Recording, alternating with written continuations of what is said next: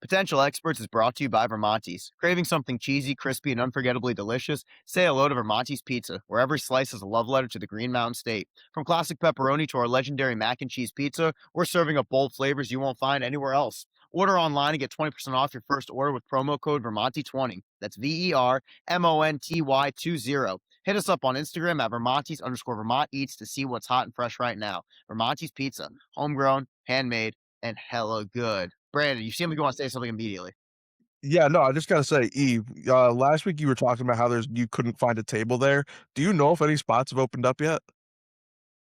I mean, I No, hear it's been like line out the door, but I mean, I don't know. You're closer to the situation than I am right now. I haven't heard of any open tables. It's packed every night. They sell out every single night, so I'm still waiting to get my first pie. That's crazy. And their spots are our show. You'd think they'd give us one, Word on the Right? street is that Portnoy is looking to get in there, but they sell out before he even arrives. He's gone there several times. wow, Yeah, that's crazy. it's to that level. I'll talk to him. I'll see if he can give you a pie, Ethan. Awesome. I would appreciate that. Unbelievable.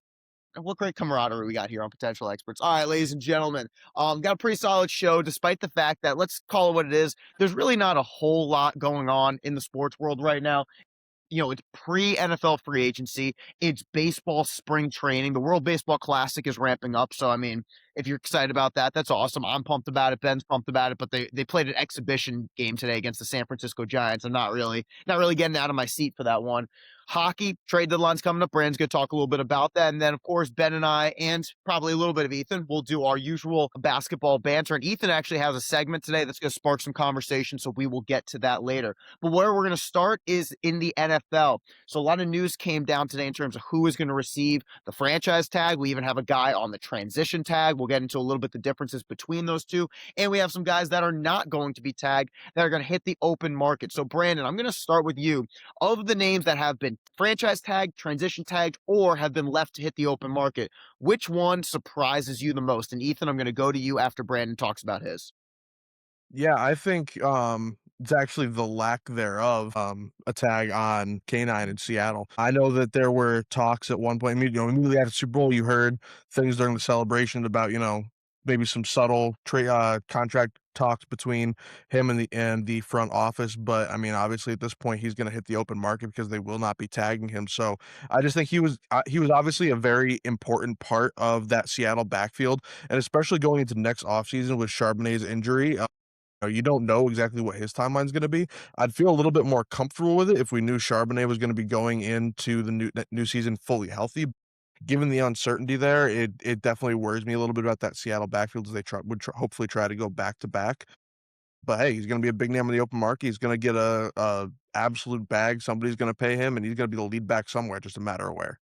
Yeah, I think we saw the value that a lead back has to kind of being the cherry on top of an already ready to win team.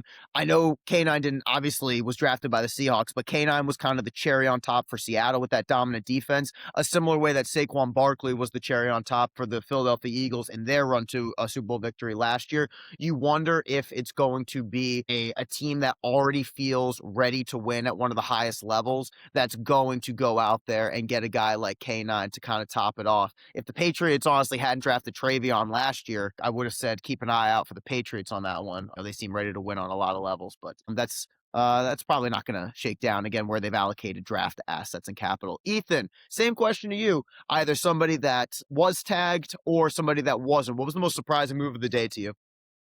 Yeah, I'm not too surprised about the Seahawks not tagging Walker. He's a running back. I understand he was a Super Bowl MVP, but at the end of the day, you're going to commit over like $15 million to a running back where they're probably looking at the draft in the first few rounds where they can get a guy for third of that price or even less. I was very surprised to see the Jets tag Brees Hall for the amount of money that he's owed, especially because the Jets aren't very good. I am excited to see where the two top quarterbacks of this free agent class land. Malik Willis, who had some good games for the Packers this year after Jordan Love was hurt for a little bit, and then obviously Kyler. Where do you think Kyler's going to end up tags? seems either like a Jet or a Viking, but pardon my take brought this up. Think about how small he would look in purple. He would look so itty bitty in purple. Just that you're picturing in your head right now. Think about him, the way he runs too. The runs like a little toddler that's trying to get away from his dad or mom that like is in trouble. Like Kyler would look so pathetic in purple. Am I wrong on that? I mean, he's got all the talent. I just don't understand how it's never clicked. I mean, he doesn't. That was not a response to his question. It was more of like, whatever. He's in purple. Who cares? Like, I'm more so interested about the player. Hey, dude, listen, we Yeah, that go ahead, Ben. guy is a Jet. From like my very low NFL knowledge, He does seem like. that's just like very much Jet energy. Kyler Murray, like he's just kind of a sad pickup. I mean, and listen, we've talked about Kyler ad nauseum on this pod, and I think the best way to put it, quite frankly, is the way I put it when we were doing our NFL season preview, where it's like every year Kyler's the guy that it's like, hey, watch out for Kyler, he could take a leap. Oh, he has this weapon now, like when he got DeAndre Hopkins. Oh, he has this weapon now with the Trey McBride, Michael Wilson, Marvin Harrison Jr. Sometimes you just have to accept that a player is what he is, and Kyle is at his best season, a fringe top 10 quarterback, more notably around the 15 to 18 range. That's simply where he is. So yeah, I kind of agree with Ben. He's either going to be a Jet or I think he will end up in Minnesota.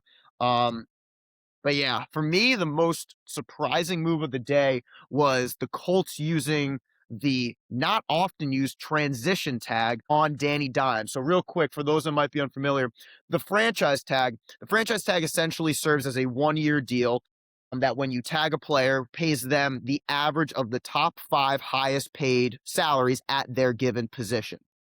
The transition tag does something similar, but it also allows the player to negotiate with other teams and essentially try to get a number value that is larger. So the value for the transition tag of a quarterback is about $37 million. If Danny Dimes can go out and get an AAV, average annual value, greater than $37 million, which I am very hard pressed to say that he will, then he will be able to sign with that, or the Colts can essentially choose to up their offer in order to retain him. It's very, very similar to NBA restricted free agency for those that are more familiar with that, which I imagine some of our listeners feel a little more comfortable in that realm.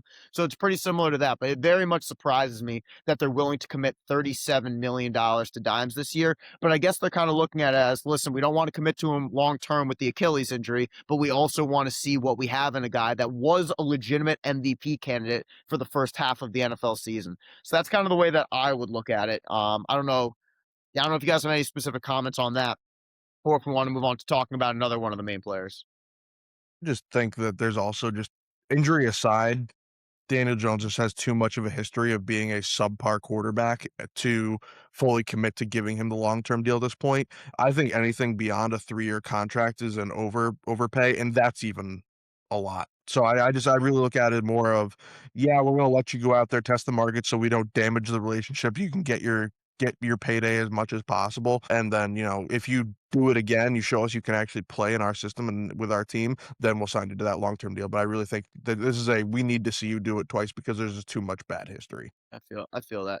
You brought up Malik Willis, and we kind of just bypassed that one. Some people are talking about Malik Willis as maybe being that next kind of Sam Darnold guy, a guy that has had a rough start to his career, but started to figure it out. You mentioned his nice showings when Jordan Love was down with an injury, and they were really, really good showings. So you have some people out there thinking, hey, we can get this guy, and he's on the up and up. Do you have any potential landing spots, even just 1 or 2 teams that you could see going all in for a guy like Malik Willis? Top of my head, I didn't really prepare for this question, so I gotta get it. I mean, Cleveland could probably be in the race for him. Are they really committed to Fedor for this? Pro bowler. Yeah, I think that's. Well, I'm not kidding. He was a Pro Bowler, but he's trash. Yeah, I understand. I don't know. I mean, I guess Minnesota would definitely be an option. Sorry, I don't mean to cut you off, but if you're looking for consistency, maybe not a guy who's like your team has a guy who's really good some weeks, but then kind of disappears and is awful, especially in big situations. Maybe the Patriots could look at him just for a kind of a steady hand to run the show there. Think so? I mean, yeah, I guess. really, that's it. That's it. No banter back. You're not getting him with a. I mean, the Giants have a guy like Jackson Dart who goes head first into a brick wall, so he'll probably get injured. Maybe the Giants should look at signing signing Malik I We don't Willis? already know. have Jameis. We got Jameis. We're fine. We do have Jameis, actually, yeah.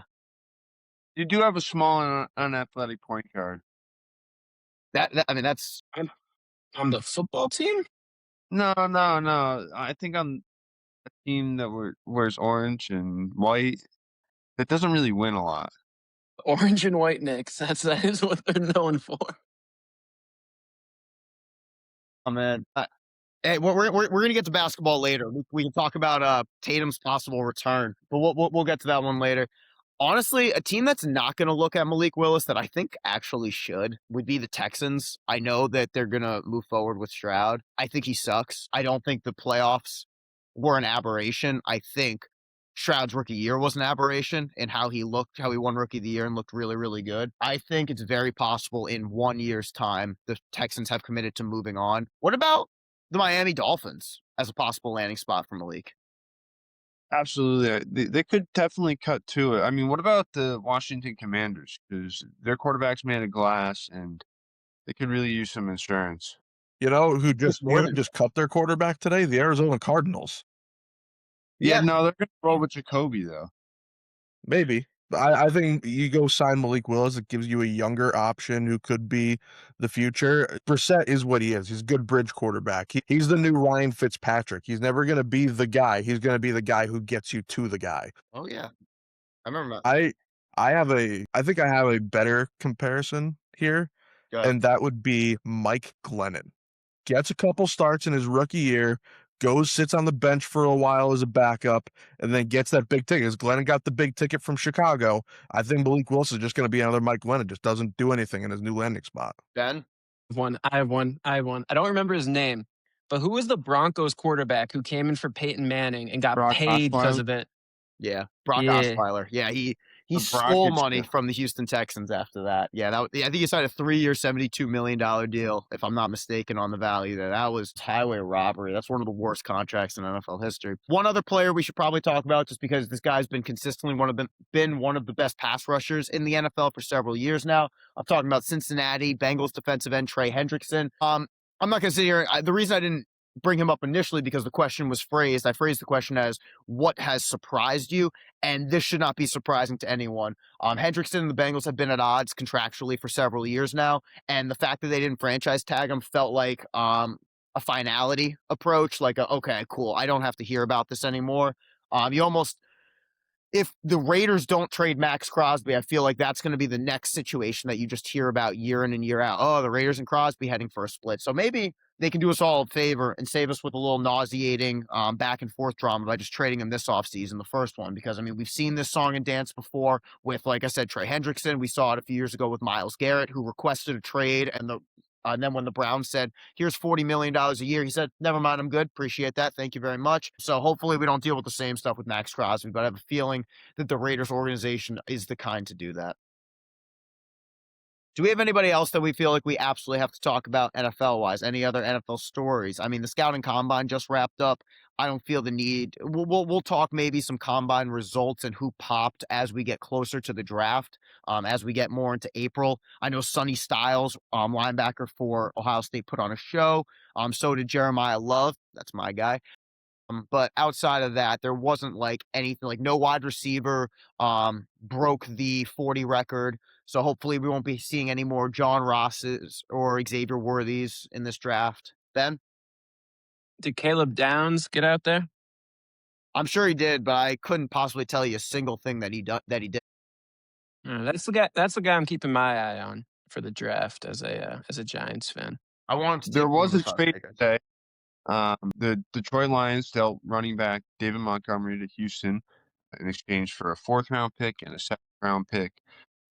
This definitely gives Montgomery a chance to get more carries. He was a steady RB2 behind Jahmyr Gibbs for the past couple of years, so he's definitely got a chance to reach into that RB1 range, low-end RB1. I still imagine Woody Marsh will get some carries, but at the end of the year, they couldn't run the ball, and I don't think it's surprising that they went out and got a running back.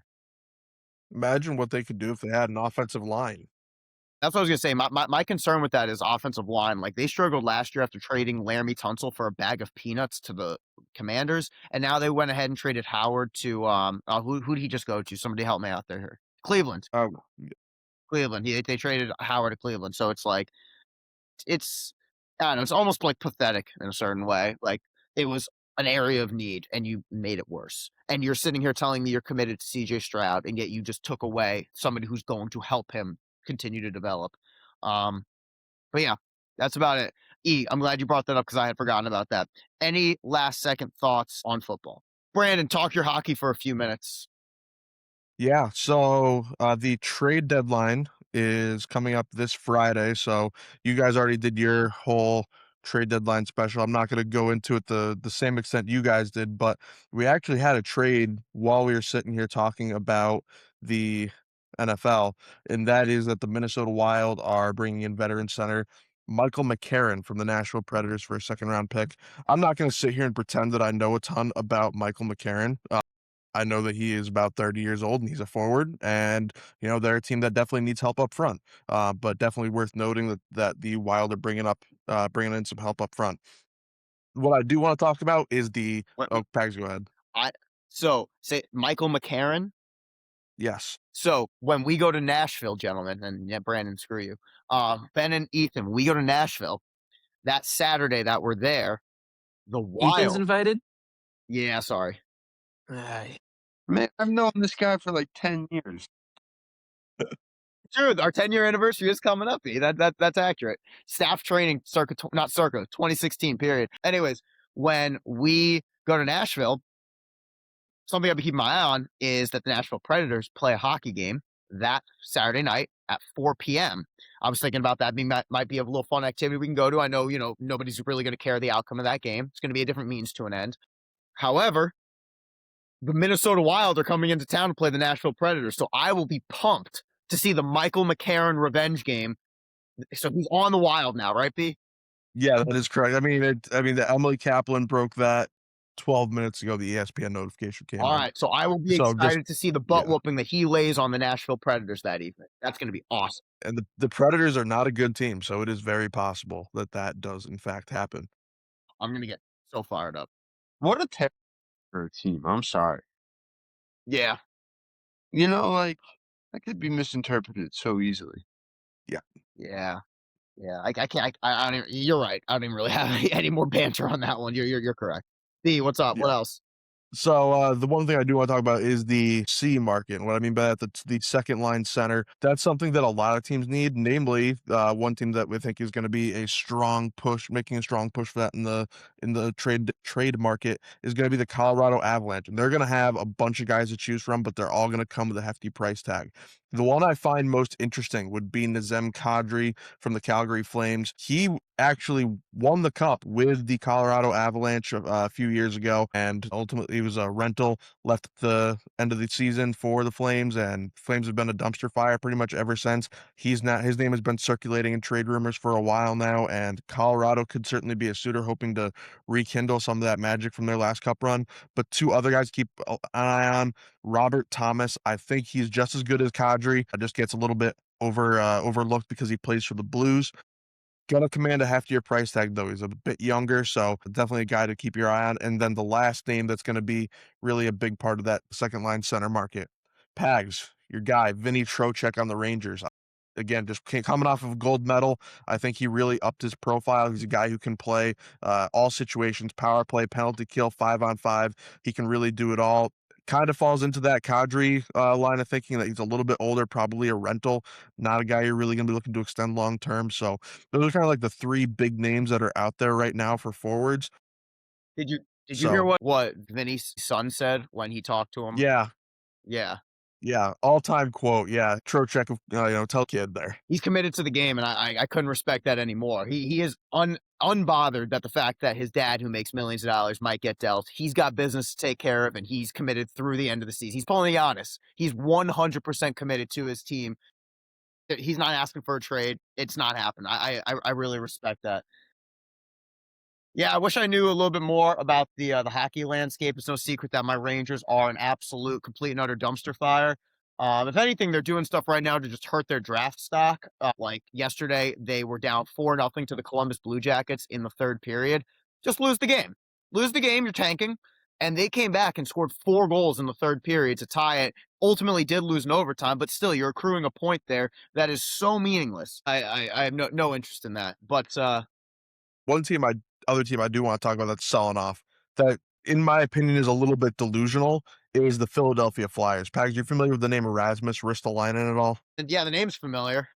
It's a big body defenseman. He's been circulating around the league a little bit. I look at him kind of like the Ryan Fitzpatrick league. He's played for a bunch of teams, always been like just okay, never great. He's been decent on the Flyers the last couple of years, and apparently they're asking for a haul similar to what the Bruins got for Brandon Carlo at last year's deadline. Of course, Carlo was a much more reliable defensive defenseman. Really shut guys down, kind of guy you don't really see. He's kind of like an elite corner. You don't really notice him because the ball's never going their way. Ristolainen is not that. The return for Carlo last year was a first-round pick and a decent prospect, so I don't think they're going to get that for Ristolainen. And then, of course, of all teams, the Bruins are interested in going after their forward Owen Tippett, a winger. Guy that I really just don't see a reason for the Bruins to be bringing in. Why are we giving up on this rebuild that we've been working on the last year or so? Don't trade away picks and prospects that we are now reaccruing for a 27-year-old winger. Just my 2 cents on that. Yeah, seems like a misguided direction. Just quick aside question, Brandon. You're a Bruins fan? That is correct. And you're a Commanders fan. That is also correct. What's the root of this? Well, I live in New England, so I'm Boston for everything, except I had the unfortunate curse of my dad passing on Commanders fandom to me at a young age. So Okay. where that came fair. from to begin with, I couldn't tell you, but I just know my dad liked them when they were actually good. And yeah, I got to deal with years of Dan Snyder's incompetence. I feel you, man. I'm a Dolan guy, so I got you. Couldn't Yep, you get imagine it. you being, and I mean, this is going to sound horrible. I couldn't imagine you being a fan of a successful franchise. Like, it just wouldn't feel right. Yeah, pretty much. I mean, I couldn't imagine myself either, so Fair. it's just it's ingrained I into mean, you. It's the turned me Bruins scrappy, though. The Bruins have It turned been me into a good. dog. You just said they were tanking. Well, this year, but like most of my life, they've been a pretty good, like in the playoffs. They've only missed the playoffs like I think 3 times since I've been following. Yeah, but like hockey's not like a real sport. Dude, the Ridiculous. kids at MVU are going to listen to this, and they're going to get their pitchforks ready. Yep. Yeah, they got a long ways to go if they want to get to me. That is accurate. Okay, we get to move on from hockey. Anybody got our baseball fact of the week? Anybody? I'll get one. Dirk Profar has been suspended for the entire season for PEDs. I'm unsurprised at that. Paul Skeens open today. I don't even know if the Team USA beat San Francisco. I assume that they did, but I don't know for sure. All right. Ben, I'm gonna ask you because you tend to direct NBA. Do you want to start with your thing, or do you want to go to Ethan for his discussion? Well, I got 2 things for us. I want to do one first. I think it's pretty fun, and I think it transitions into Ethan's nicely. And then based off of time, we can do the final segment either this week, or we can always save it for a later week. You know what I'm saying? Sounds good. All right. So based off of, because I always base this off of the Knicks schedule, we got about 20 games left in the season after tonight. So we're 3/4 of the way through. And this is when those real title contenders kind of emerge. And we talked about our rankings the other week, and we kind of agreed that there are 8 teams that could win the finals. Some are definitely more likely than others, but I would not be surprised to see either the Thunder, Spurs, Wolves, Nuggets, Pistons, Knicks, Celtics, and Cavs as the NBA champion in June. But we know the playoffs are a long journey. It's a long path to the finals. And for each of those teams, for each of their respective fan bases, if you want to have that hope that team actually can win the championship, I think historically you need to find a blueprint for that. You want to find some team in the history of the league that there's never going to be identical parallels, but has enough in common with this team that you can look at that past season and say, all right, if this team won the championship, that's how we're going to win it. So I came up with a historical blueprint for each of these contenders. Ben, did you do that as well? All right, cool. And then Ethan, I'd love to hear your thoughts on this. You are kind of old, so you've probably seen some more of these teams than I have. So please let me know if I'm completely wrong on some of these, because I went back a little bit far for a couple. All right. All right, let's rip it. Sounds And Brandon, you got yours, right? Yeah, definitely. I'm ready to go. All right, bet. All right, so let's start in the Eastern Conference. Ben, I'm going to kick it to you first. The Detroit Pistons, what's their blueprint for an NBA championship? It might seem like a cop out because of the comparison to themselves. And I'm going to talk about the Pistons of the late 80s, early 90s, those bad boys Pistons. They have that same kind of defensive identity, toughness, rebounding, blocking shots. Jalen Duren reminds me of a Bill Laimbeer, and Isaiah Stewart reminds me of a Rick Mahorn. And of course, the leader, the stud at the point guard position, Isaiah Thomas and Cade Cunningham. Now, Isaiah was much shorter than Cade is, so they don't play identical ways. I acknowledge that. But I think that the parallels in terms of how the current Pistons, the 25-26 Pistons, want to carry themselves and how the late 80s, early 90s Pistons did carry themselves, I think those parallels are really, really obvious. So I'm going to go with them. I like it. I like it. Yeah, I mean, Cade and Isaiah Thomas are definitely not the exact same type of player, but having that, point guard leading the show, making sure everything works, being the star of the team. You don't have a ton of teams in NBA history that are led by point guards to a championship as like the top player. The issue is this current Detroit team doesn't have a Joe Dumars. Like, who is that other guy who's going to go get you even like a 20 piece in the finals? I mean, we saw it last year. Like, Shea has an off game, Jalen Williams goes for 40. Like, I still don't know who on Detroit is going to do that for them. Do they I have don't a know. Robin either? Like, What's up, B? do they really have a Robin either? Like a dominant rebounder who is one of the best defensive players of all I time. mean, Ben even said it's not going to be perfect comparisons. I debated comparing them to the '04 Pistons, but that team is famous for not having like a top 10 player, and Cade is undeniably a top 10 player. So I felt like that kind of disqualified that to begin with. Yeah. And I mean, you don't have one Rodman, but what do they say in Moneyball? Like, you replace it. I've never seen the You movie. You know replace what I'm them talking through about, the that scene? aggregate. Yeah, through the aggregate. So, like, All-Star Thompson, you could argue is the best defender in the NBA. And that Sure. was a huge part of Robin's game, especially when he was with the Pistons pre-Bulls. Rebounding, I mean, they don't have like the one guy, but Thompson's a great rebounder. Cade's a great rebounder at his size. Ron Holland coming off the bench. Isaiah Stewart, Jalen Duren. And then they have that kind of psycho intensity in multiple guys that Dennis Rodman had. So I do feel like you kind of have that, maybe not one-to-one, but in general, it's similar. For me, I went a little bit more recent than those late 80s Pistons, but still, actually 20 years ago to this NBA Finals, because the Detroit Pistons, when they win, they rely on officiating heavily. They get a lot of fouls called their way around the basket, and then they beat you up on the other end. They're led by a young star guard who, if he wins the finals this year, cements himself as a top 5 guy in the league. And they have a pretty dominant big man. So I'm gonna say they need to look at the 2006 Miami Heat as their path to the finals. Wade, where he was that year, and Cade this year were at very similar points in their careers. You get led by that lead young guard, and yeah, you win the officiating battle in the finals, and that gets you over the mountaintop because they've usurped OKC as the team that gets this just insane kind of one-way whistle going for them. I would agree. That's a good comparison. Thank you. They didn't really have like a third scorer, kind of like the Pistons as well. You could argue like Tobias Harris kind of shares that with Duren as being like 2 and 3, but Mhm. overall it's a pretty good comparison. A lot of good role players on that Heat team. You had like guys like James Posey, Antoine Walker, both Celtic legends. Obviously, Udonis Haslem, and even Mourning and Gary Payton at the twilight of their careers. Yeah. All right. So Ethan, whose blueprint do you prefer? I kind of like the Heat one a little bit. 1-0. All right, don't worry, Ben. We got 7 more for you to catch up. All right, the next, I'm just going through the East by standings right now. The Boston Celtics. Ben, do you have one ready to go, or should I take this one first? I got one ready to go, and I think I have to preface this with this team is does not have the star power of who I'm about to compare them to, but I think the players themselves, the prominent individuals on these teams, play similar roles and or have similar play styles. I'm actually going to compare them to the 2012-2013 back-to-back champion Miami Heat. The reason I'm going to compare them to that that team is you look at a guy like Derek White. Derek White is not the same player that Dwayne Wade does, but he can put the ball in the basket, has a decent outside-inside game, and is a very, very good defender.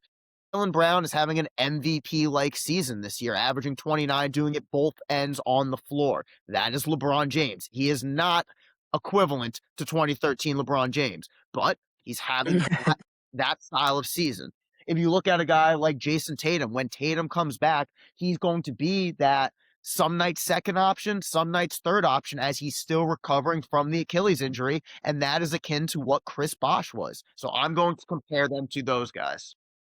Let's go. Jason Tatum is Chris Bosh. That might be my favorite thing you've You're ever looking said. offended. Do you think Tatum's going to come back and drop 28 a game? 28 a night? I'm talking this year. This year. I don't know. Chris Bosh. This season. Well, I will say for Tatum, he's not going to come back and be their number one option. But say it's a tie game with a minute left in game 5 of the series, you're not giving the ball to Chris Bosh. There's a very good chance the Celtics are giving the ball to Jason Tatum in that scenario. Yeah, but you're talking about a very specific scenario. Again, none of these are going to be perfect. I can't get over you being offended at that. Like if Tatum comes back and averages 19 a game, that's good. Yeah, I think if he's only going to average 19 a game, though, he's not going to play. Ethan, I think you're wrong. Yeah, I think you're very wrong. Call me crazy, but like 2/3 of a top 5 player in any league is still better than like 75% of the league. Yeah. Yeah, Tatum's going to come back and he's going to do his thing, being the best role player in the NBA. Okay, Ben's trying to troll, but I'm being literally. Chris Bosh is an average 19 point per game scorer throughout his career. If he is what Chris Bosh was as an average player this year, like how could you possibly be upset with that? I wouldn't be upset. I'm just more of like, I think he's going to do better. Ethan, what do you think Tatum's averages look like when he comes back? Tough to say. I mean, the NBA is very inflated right now, very high scoring games. And maybe go 22.5 with like 6 rebounds, 5 assists. So how many minutes a night is he playing? He does depend on how many minutes he plays, for sure. I think if he's gonna come back, right, he's not gonna come back to play 15 minutes. You know what I mean? No, but he's not going to come back and play 35 minutes a night. Like I think he'll be around the not right 22 to 25. Absolutely, maybe around 28 minutes once it gets to the playoffs. Hopefully around 30. But that's like peak. I don't think like the first couple of nights he's gonna go out there and play 35 minutes. No way.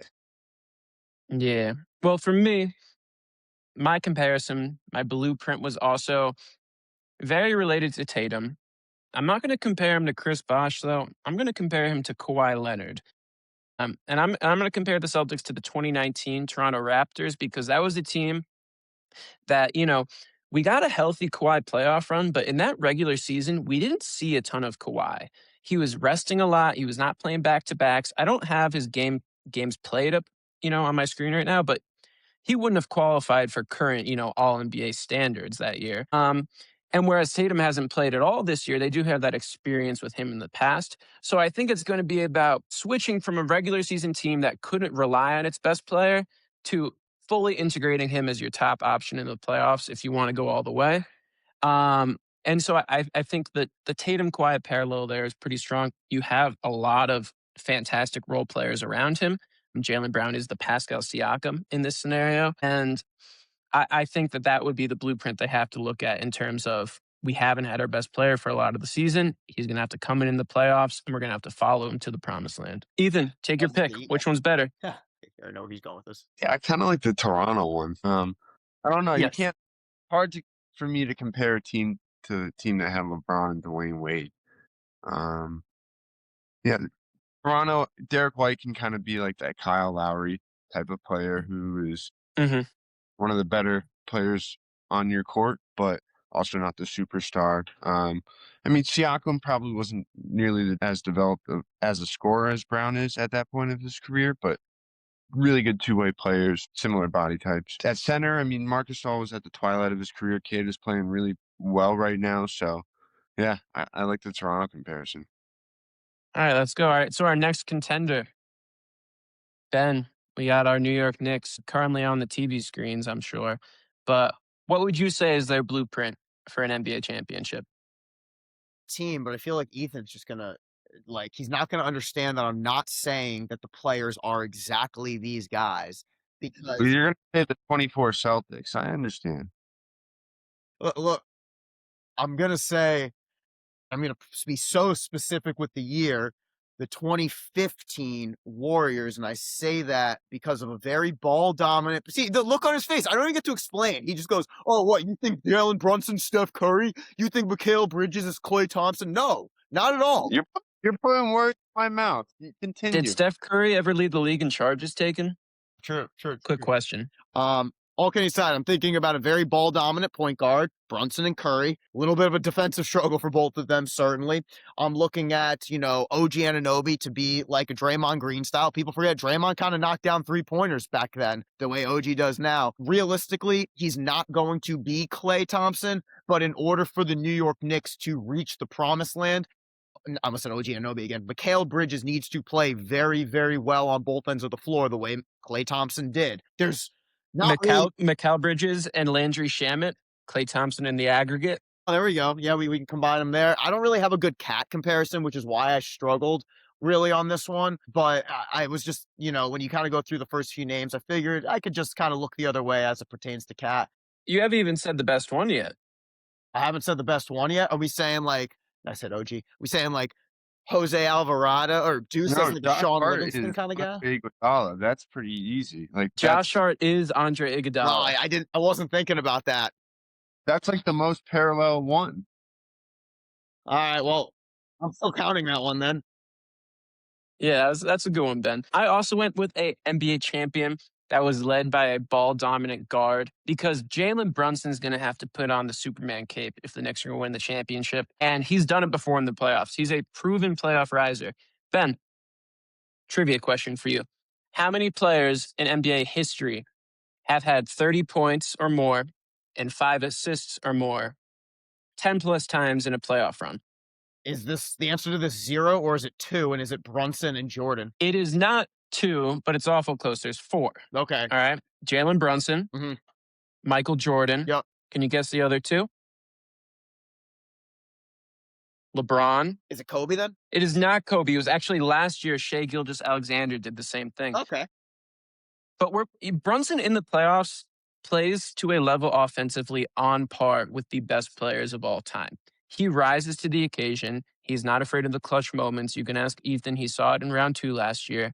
Brunson gets to that Jordan, LeBron, and even like a Shea Gilgeous-Alexander level in the playoffs. If the Knicks are going to win a finals, Brunson needs to do that. He needs to be Michael Jordan, similar to kind of how Jimmy Butler would just turn into a superhero in the playoffs for a few years there.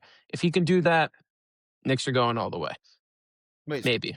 so who Hopefully. are you just comparing them to the Bulls of the 90s?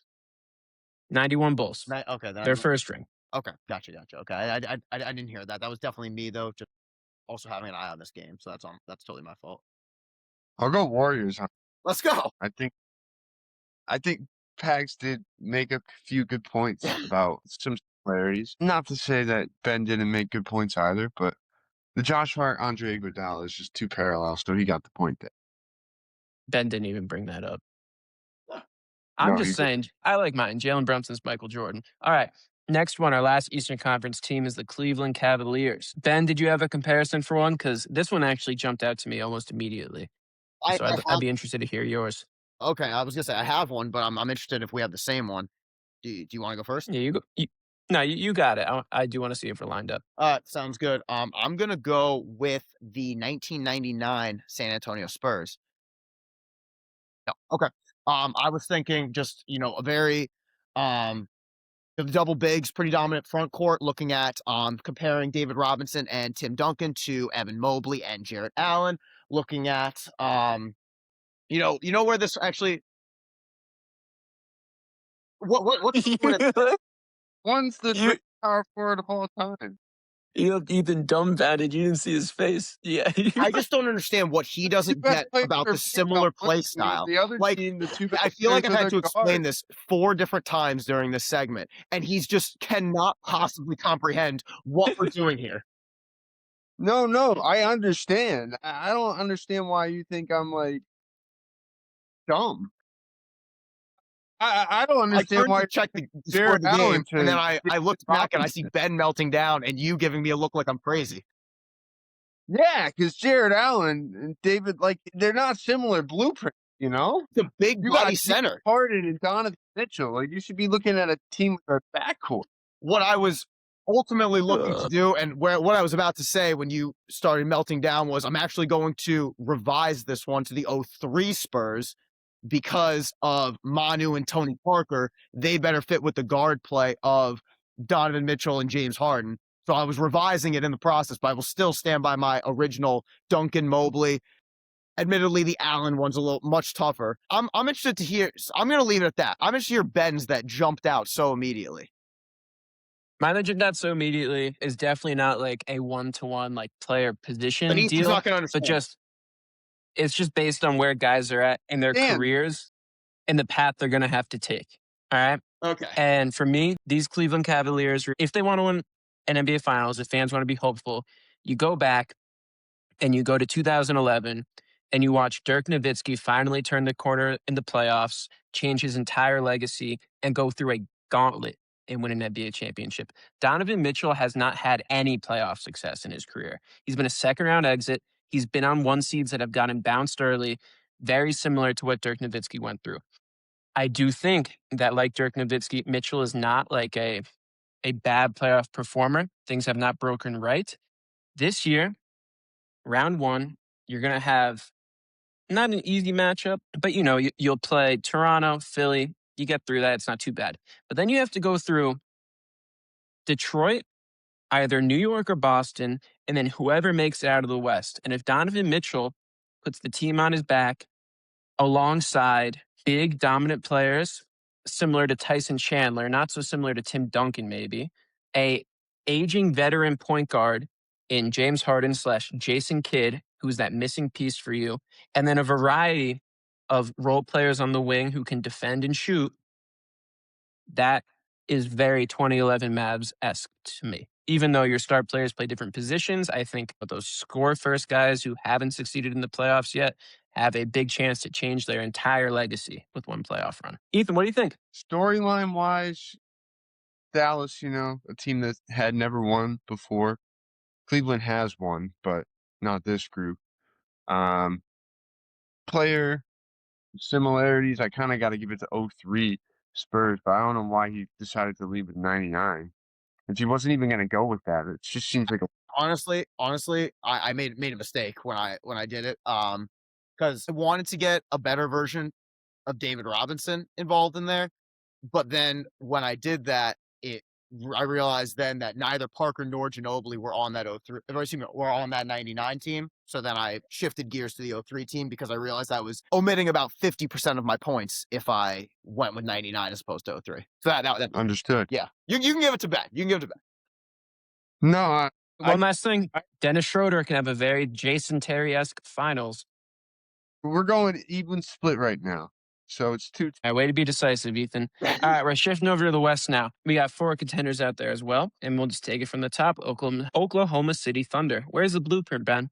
This was probably the easiest blueprint to find. Well, I mean, I was just gonna say, going with.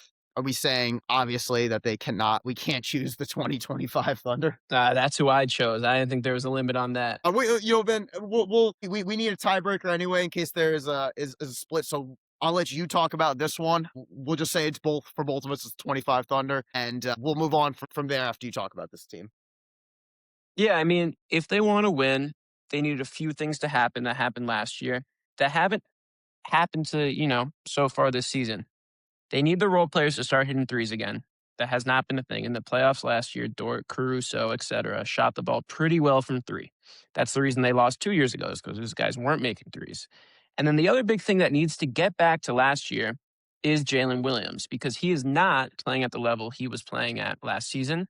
Not his fault. He's dealing with injuries. But if he can get back to the Jalen Williams that we all know exists, then they'll get there. I feel like there's not too much more to add. It is quite literally the same team plus Jared McCain. And that will help with the three-point shooting. So if they get their mojo back to where it was last year, that's how they're pulling off an NBA championship. There we go. Yeah, I think that's about as simple as it is. Obviously, it's basically the same team, same core pieces. So moving on to the Spurs. Yeah, Spurs. Ben, who you got? I feel like we might overlap on this one. Maybe I'm wrong. I'm going to go with the 94-95 Rockets. I'm with that one. I just think, you're talking about a dominant defensive center, Victor Wembanyama, comparing to Hakeem Olajuwon. Talking about a pretty solid backcourt that had, I believe, Kenny the Jet Smith.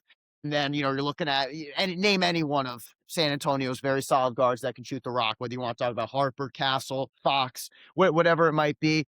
I just think that those two teams, obviously the bulk of the comparison is the dominance at the center position from a down low perspective, from a defensive perspective, that rim protector. So yeah, I'm going to go with the 94-95 Rockets for my comparison there. I like that. I had similar logic, but a different team. And I went with the 2021 Milwaukee Bucks. We've never seen anything like Wemby before, but I think the next most freakish thing I've seen in my NBA lifetime is Giannis.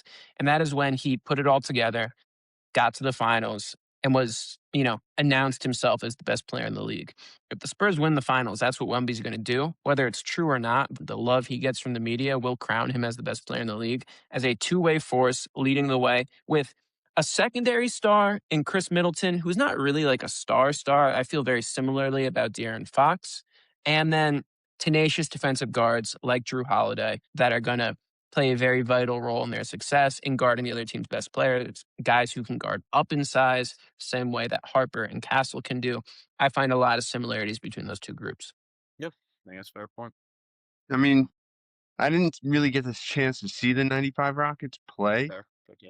So by default, I'll go with Ben. But shout out Clyde Drexler, who was also on that team.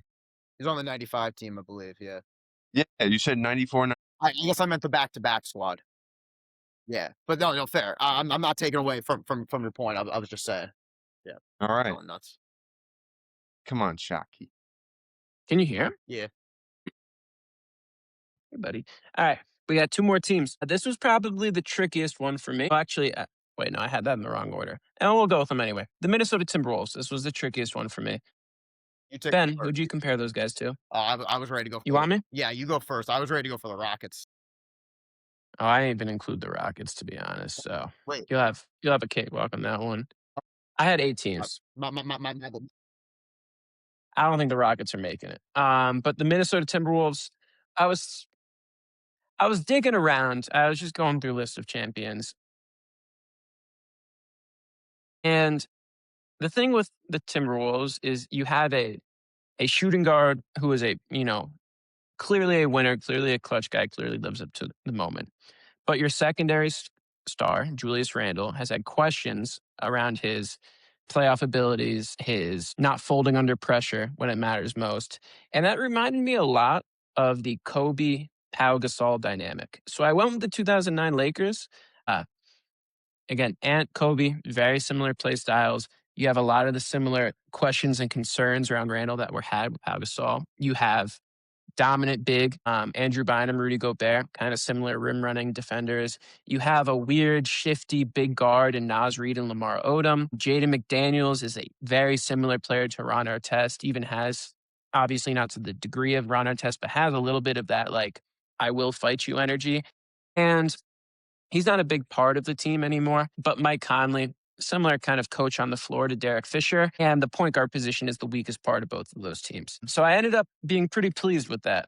Both lefties too. Ethan, great support on that. Ben, who'd you go with for Minnesota? This one was one of my least confident comparisons, to be quite honest. I went with the 98 Bulls, the Bulls that we watched in The Last Dance. Obviously, while they're certainly overblown, Anthony Edwards' playoff performances have drawn comparisons to Michael Jordan and that kind of clutch element that he has. You can compare, again, they're not even remotely as effective as each other, but in terms of like a pretty bullish power forward, you can compare Julius Randle and Scottie Pippen. You can compare Dennis Rodman. Again, I'm bringing him up in a comparison again. His defensive tenacity with that of Jaden McDaniels. There's not really a great center, unfortunately, that we can compare, or a great defensive center that we can compare Rudy Gobert to. For that reason, I almost went ahead and compared him to the 92-93 Bulls with Horace Grant, but I didn't really have a good Jaden McDaniels comparison, and I really wanted that one. So I'm going to go with the 98 Bulls for those reasons.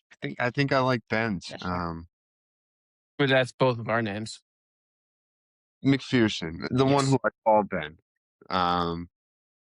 Yeah, I mean, Randall and Powell, both all-stars at that point, but hadn't really done anything in the playoffs yet, just had lost a championship the year prior after he got traded there. I love the parallels with Conley and Derek Fisher and Naz Reid and Lamar Odom. So I think that '09 Lakers team, who I hated, gets the nod. Yeah. All right. So that All right. that Ben, that clinches you the victory. You're up 4-2. So even if I were to win the next one, you would still win the series. So we can again do the cop out answer because it's obvious for the Nuggets, right? Yeah, I mean, it is the Nuggets team from a few years ago. We know the formula. Jamal Murray's got to be healthy. Aaron Gordon has to be healthy. And if those guys are healthy and playing to the level that they can play, they have as good a shot as anyone. I guess the biggest concern is that Nuggets team that won wasn't great defensively, but they were pretty good. You know, they were like middle of the pack throughout the regular season and then turned it up a couple levels in the playoffs.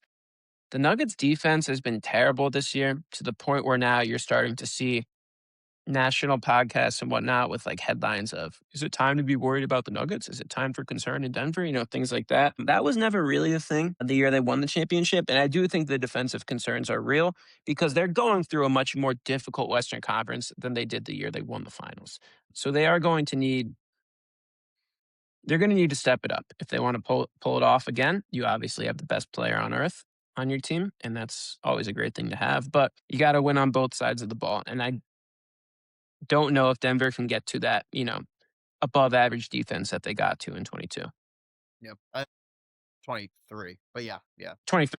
Yeah. That's I agree. I'm glad we didn't try to reinvent the wheel on that one because it's obvious. You know, the core of that team's still together. Aaron Gordon, Jokic, Christian Brown, Murray. You know, those guys. I mean, I guess the biggest contributor of that 23 team that's no longer there is probably KCP, unless I'm just totally You know, Michael Porter Jr.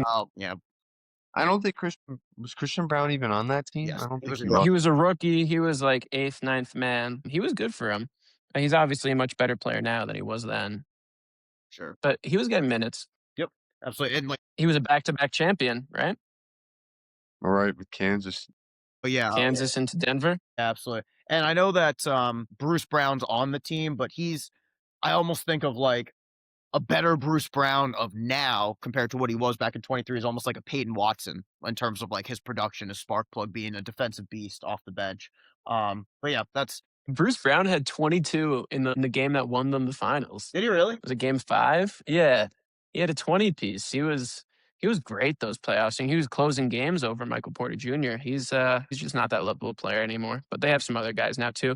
Cam Johnson talked to Mo Dude, Diawara. I just saw it. That's what I was going the nuts about. I love him. Good hands, good hand. I almost swore. sorry.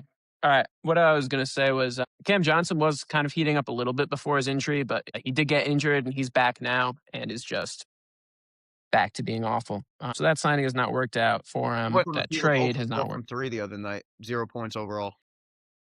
Yeah. So I don't know. We'll see. I feel like New York gets a lot of flack in the national media for, you know, the potential fraudulentness as contenders.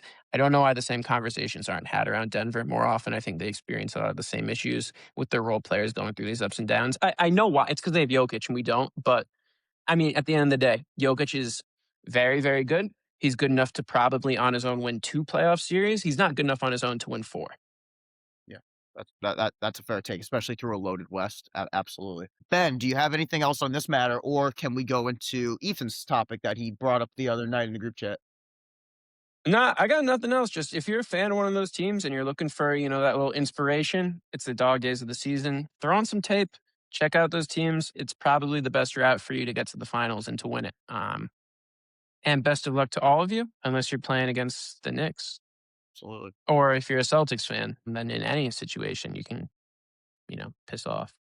It does crack me up, like how much you guys like hate the Celtics, and the Knicks are like 4th on my radar. Yeah, As I mean far as like, that's the way it is. I mean, listen, here's The the Knicks are not 4th on your radar. What are you waffling about? Who was above the Knicks on your radar? as far as NBA teams that I like genuinely hate with more history, like together with the Celtics, the Lakers, the Heat, and the Sixers, easily. Sixers for what? I just hate Philly fans, man. They're awful. They're also bad fans. We mob out their arena every time playoffs. I mean, listen, here's the deal. Like, I hate the fact that in this scenario we're the quote unquote little brother, but it's the way that Mets fans look at the Yankees. Like, I mean, I step on the Mets and walk by. I don't think twice. They hate the Yankees, and they're joyous in any time that the Yankees lose. That's honestly me with the Celtics. That's the reality. Like, I think Ethan, they may not be first on your radar, but the Knicks are very much first on Jalen Brown's radar, and we can confidently say that. Absolutely. I think That guy hates the Knicks. yeah. Yeah, He I does. think Big Cat from PMT said it best. They were interviewing Aaron Rodgers, and Big Cat, for those unfamiliar, is a Bears fan. And Aaron Rodgers asked him, he's like, truly Well, supposedly. yeah, true. Might have been for work, but regardless, Aaron Rodgers asked him, he's like, I have to ask, like, honestly and truly, is it depressing for you that the best part of your season as a Bears fan is watching me lose in the playoffs? And Big Cat replied and said, fantastic question. No, because I actively acknowledge the Bears, not a good organization, don't really do the right thing for the most part. And so I look forward every year to the moment where you choke in the playoffs. It's my Super Bowl. And honestly, I've got a dynasty cooking. So you know what? I'm cool with that. And I think that's the perfect transition point into Ethan's talking about, well, I guess the antithesis of dynasties. Jesus, Mitch, stay on your feet. Okay, go ahead, Ethan. Spoiler Yeah. alert. Sorry, man. So for the last decade, I asked the guys in the group chat to come up with some teams who were the best teams that did not win a championship. I have a list of about 8 teams, but we don't even have to go that deep. We can maybe rattle off 4 teams each. E, do you want to take you and Ben take the first 2 obvious ones? Because I want to talk about mine that like initial reaction. I thought about this team at first and then started thinking about it more. It's like, oh, actually, they're third on the list. I didn't pick any, so I'll just give you guys reactions. All right. All right. Okay, yeah, I mean, first up, 73-9 Warriors coming off a championship, best record in NBA history. Maybe not the most talented team as far as name-wise that we're going to see on this list. You could probably argue that the latter version of the Warriors, who I'm sure Tags is about to talk about, is more talented name-wise, value-wise. But as far as a team that accomplished more in a single regular season and the way they looked in the playoffs, it looked like they should have gone back to back. And what would have been, 4 straight? Would have been 3 straight, but they're 4th in 5 years. Right. Yeah, Pags, who do you have next? Yeah, I mean, obviously you got to go with the 2016 Warriors there. I mean, 73-9. That's what I just. What's up? Go ahead. This guy's locked in on the basketball game. Yeah, you are. I am, but you said the 2019 Warriors, correct? No, I said the 73-9 Warriors. Sorry, I apologize. I thought you said the 2019 Warriors because you were talking about the amount that they won in a row. No, I mean 73. I said the team with the best regular season record. Anyways, it doesn't matter. I was watching the game. Knicks are up at the end of quarter 1. Okay. I'll take the 2019 Warriors then. We got to stop recording during Knicks games. I'll take 2019 Warriors.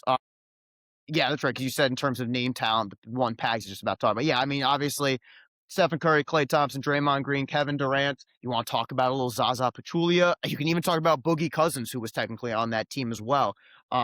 Just unbelievable name after unbelievable name they could throw at you. Realistically, if it wasn't for the Klay and KD injuries, even if one of them was healthy, especially if KD was healthy, the Warriors, who lost in 6 to the Raptors, probably find a way to win that series realistically. Not trying to take away anything from Kawhi Leonard, Kyle Lowry, Pascal Siakam, Marcus Gasol, and that 2019 Raptor squad, OG Anunoby as well.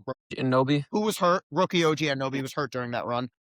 But no, seriously. He had appendicitis. Oh yeah, that's right. I forgot about that specific injury. What I hate, just kind of stemming off that, is the same people who say KD's rings don't count. You know, he joined the team that beat him, are also the same people that say, oh well, Kawhi's 2019 ring doesn't count. If you're number one, I think all rings count. Period. The end. Injuries happen; they're a part of the game.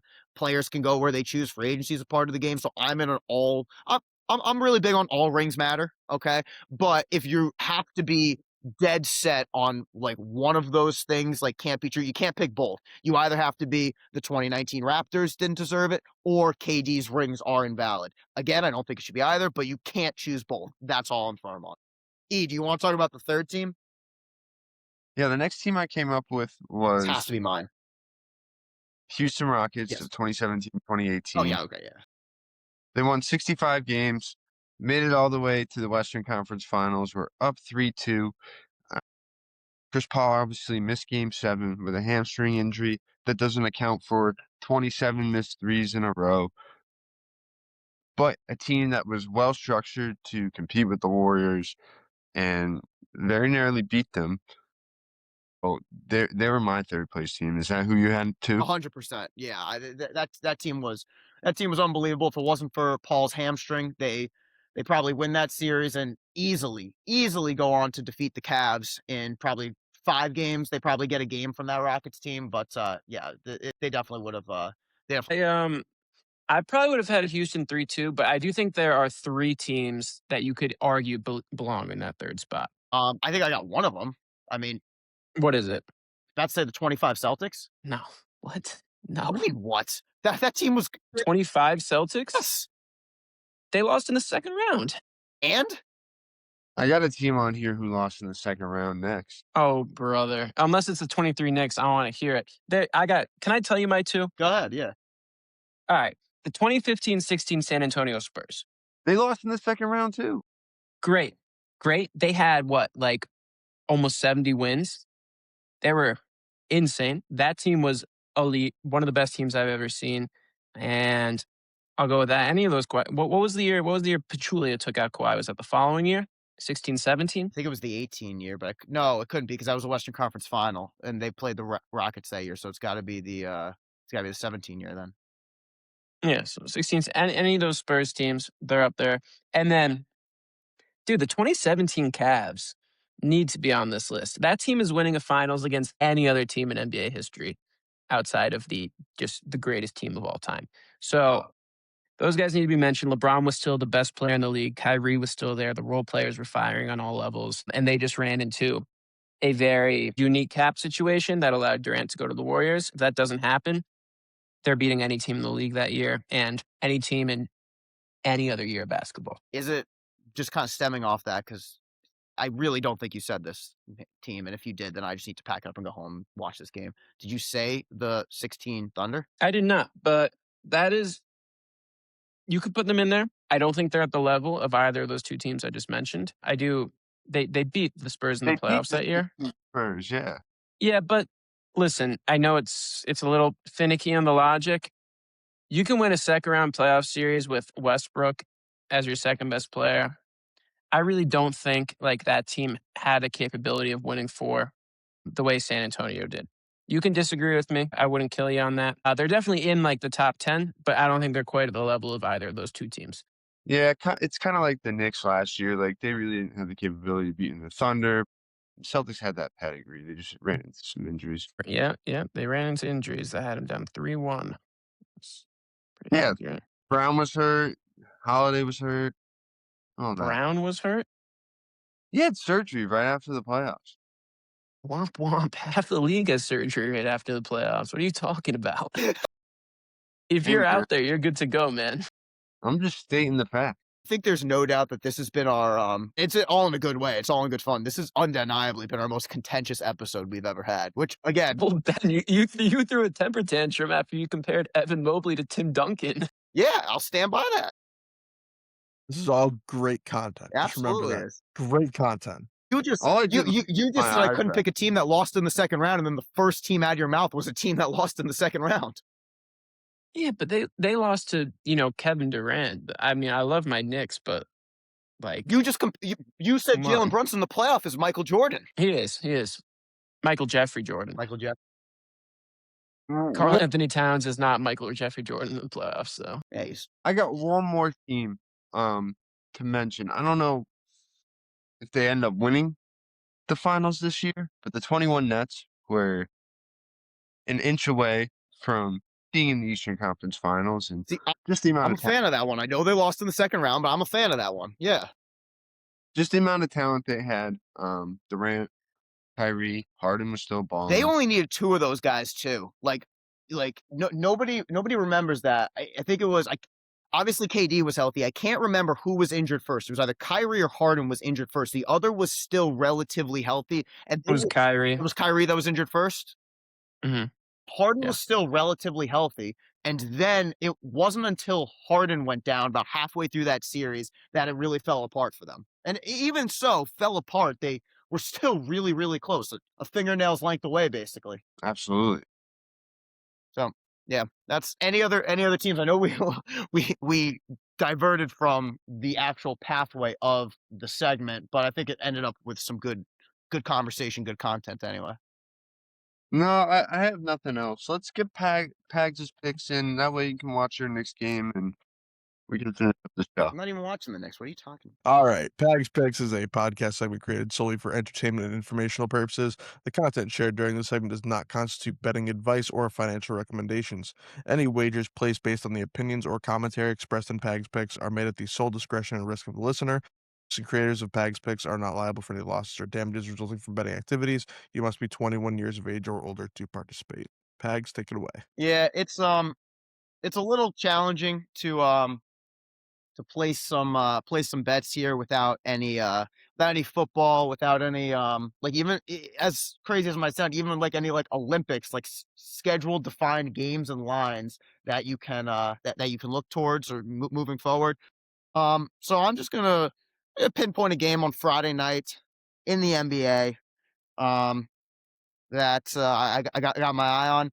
And the line's not going to be released on this for a few days, so do with it what you will. I'm looking at the Knicks Nuggets. The Knicks are in Denver that night. I'm going to tell you if the spread is 4.5 or under in favor of the Nuggets, take the Nuggets spread. The Knicks had a pretty convincing win against San Antonio the other day, which was awesome, but the Knicks are in a pretty brutal stretch starting tonight. 5 games in 7 days, 4 of which are on the road starting tonight in Toronto, and even the one game that's at home is the second night of a road home back-to-back tomorrow night against the defending Oklahoma City Thunder. So the Knicks kind of for the next 7 days are in a little bit of I'll say schedule hell, to be quite frank. So again, as long as that spread is 4.5 or under, which I think it will be, take the Nuggets. Even if it's 5.5, actually, even stretch that as high as that. If it's not though, if it's like 7.5, take the Knicks. They'll keep it close probably. So that's what I'm gonna ride with. Okay. It's much tougher without football and a defined line, but I'm gonna ride with that one. All right, ladies and gentlemen, or just gentlemen, do we have anything left today? Do not. Shockey sounds like he has something. Yeah, he's mad because um he thinks I'm talking to 3 other cats right now. He Oh, doesn't like it. yeah, true, true, true. All right, ladies and gentlemen, thank you so much for listening. Definitely our most interesting episode. Probably we've had in a really, really long time, to be 100% honest. This was a good time, Brandon. That's why you need to know basketball so you can partake in these discussions. But we appreciate you guys listening. Spread the word, and with that, peace. Adios.